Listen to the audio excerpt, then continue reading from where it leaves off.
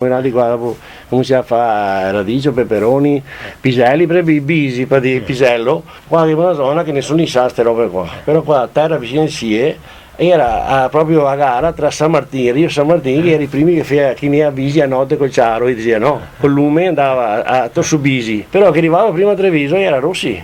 E perché? Perché l'hanno detto sì qua è termico, no? Allora quando in primavera veniva che brose così era San Martino c'è proprio robe, e qua era protetto. Era i bisi venivano tutti prima. Anche le storie, questa è una realtà veramente. Qua era in affitto che è tutto apposta perché aveva asparagi e anche radici e anche bisi. Allora, il terreno alluvionale, diciamo così. Sì, era tutto di sabbia, però un'altra cosa, prima avevamo i baghi a seta.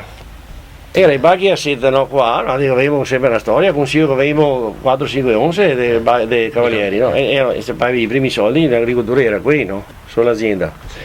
Qua a San Agostino erano partiti i baghi a seta, mi ricordo un anno, il 4-5 di maggio, c'era una brinata che era bruciato tutto e doveva arrivare i baghi a seta, no?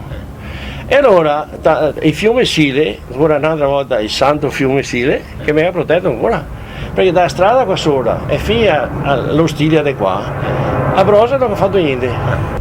Ma solo dalla strada brucia tutto. Via, come si chiama? Via Conarota. Conarota, sì. Via Conarota è l'Ostilia qua che fa parte che qua. Tutta questa fascia qua è stata protetta.